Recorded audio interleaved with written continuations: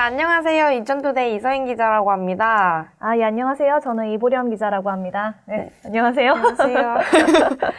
이번 주에 이보렴 기자님께서 연수구에 위치한 한방마을에 있는 고려인 마을을 다녀왔다고 이제 기사 쓰셨는데, 거기가 너무 시설이나 이런 게 부족한 상황이라고 봤습니다. 좀 이거 자세하게 좀 알려주실 수 있나요? 네, 제가 연수구 연수 1동 문학산 아래에 보면요, 한방마을이라는 곳이 있거든요. 근데 이 한방마을에 현재 이제 고려인 분들이 아마 한 6천여 명 정도 모여 사시는 마을입니다. 이 마을이 이제 인천공항하고도 가깝고요. 그리고 근처에 공단도 있어서 이제 일을 구하기도 편하고, 또 이 마을 자체가 보증금 없이 월세가 좀 싼 편이라서 이제 당장 와서 정착을 하기에는 좋은 곳이라고 해서 이제 고려인 분들이 모여 사신다고 했는데요. 점점 이제 수가 늘어나면서 이분들이 좀 편히 살 수 있는 그런 복지시설, 사회적 지원 자체가 많이 부족한 상황이라고 봤습니다. 그래서 다녀오게 됐고요. 기사 보니까 공원이나 뭐 육아 지원 시설 이런 것도 부족하다고 하셨는데 진짜 어떤 상황인지. 네, 제가 이 고려인 분들 사실 그전에도 몇 번 다녀오긴 했습니다만, 이곳에 고려인 문화원이라는 곳이 있어요. 그래서 이제 고려인 분들이 모여서 뭐 한국어도 배우고 문화활동도 할 수 있는 곳이 있기는 한데, 지금 딱 그 한 곳밖에 없거든요. 딱 한 곳밖에 없고, 그래서 제가 그 한 곳만 가지고 뭐 아이들이나 노인분들이 필요한 부분을 모두 커버하기는 힘들 거라고 생각이 들었고, 그래서 이제 아이들과 노인분들 만나서 이야기를 좀 들어보고자 이제 찾아갔었습니다. 그래서 이제 아이들을 만났었는데요. 그 아이들은 이제 11살이었고, 이름은 뭐 방알란, 그리고 황예카테리나라고 자기들을 소개를 했었습니다. 이 두 친구들이 이제 초등학교 다니고 있거든요. 근데 이제 초등학교는 뭐 일반적으로 학교를 다니면 학교 일과가 끝나고 난 다음에 아이들이 학원을 다녀오고, 학원 다녀오고 나면 그 남은 시간은 모두 여가 시간이 돼요. 근데 일반적인 뭐 한국의 초등학생 같은 경우는 그 시간에도 뭐 학원을 좀 자주 가고 그러긴 하지만, 이 학생들은 학원을 많이 다니기에는 재정적으로 좀 부족한 면이 있고요. 그리고 그래서 자기들끼리 이제 마을에 뛰어다니면서 이제 놀려고 다니는 그런 상황이 좀 많아요. 그래서 제가 평일에 찾아가는데도 공원에 아이들이 많더라고요.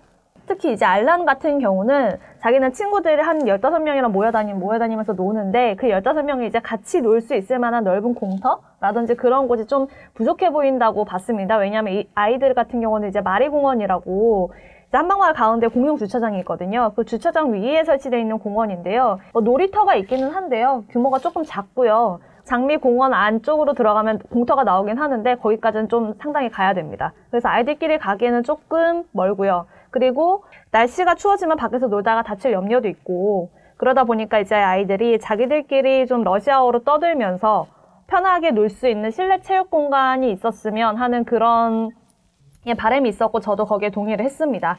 그리고 이제 황예카테리나 같은 경우는 제가 좀 이야기를 하면서 마음이 좀 짠했던 친구인데요. 이 친구는 학교 끝나고 이제 학원을 갔다 오면 바로 집으로 간대요. 근데 집으로 가면은 집에 아가들이 있어서, 언니가 이제 22살인데 언니랑 같이 아기들을 돌본다고 합니다. 그 애들이 이제 1살, 2살 정도 된 아기들인데요. 보통 이제 한국 같은 경우는 이 아기들도 보육시설이 있잖아요. 육아 보육시설이 있기 때문에 거기에 맡길 수 있는데, 잠시라도. 근데 맡길 수 있는 시설 자체가 거의 없기 때문에 얘가 이제 11살인, 자기도 어린데 11살인데도 불구하고 집에 가서 아기들이랑 논다고 바로 집에 가고, 뭐 밖에서 뛰어놀고 싶지 않느냐 물어봐도 대답을 잘 안 하더라고요. 이제 다녀오면서 들었던 생각은, 이제 실내 체육 공간, 그리고 이제 육아 보육 시설이 좀 필요하다. 아이들이 쓸 수 있는 한박 공동 육아 나눔터도 있는데요. 이곳 같은 경우도 이제 고려인들을 사용하기 좀 그런 게, 원래 사용하시던 분들이 있고, 이분들을, 그리고 이제 이 공동 육아 나눔터는 아이와 보호자가 같이 함께 가야 돼요. 그러니까 이제 사실 이 보호자분들 중에는 한국어가 익숙치 않은 분들도 많거든요. 이용하기가 조금 힘들죠. 네, 지금 그런 상황입니다. 정말 많이 열악하네요. 6,000명이 고려 문화원?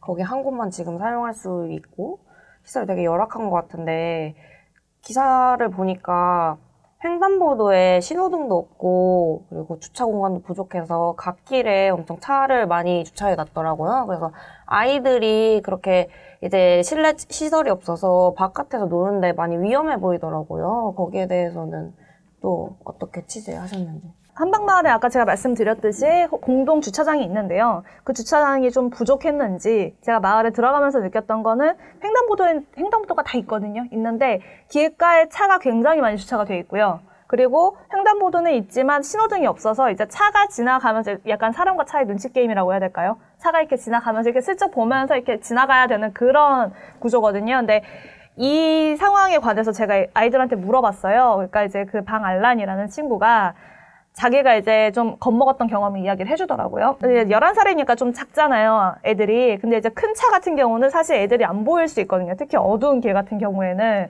그러니까 이제 차가 자기를 못 봤는지 그냥 휙 지나가 버려 자기가 놀래서 피했다라는 그런 이야기를 하더라고요. 그러니까 사실 사고 위험이 좀 있는 편이긴 하죠. 이에 대해서 이제 다른 고려인마을도 있다고 들었는데 그런 데는 어떻게 시설이 돼 있는지.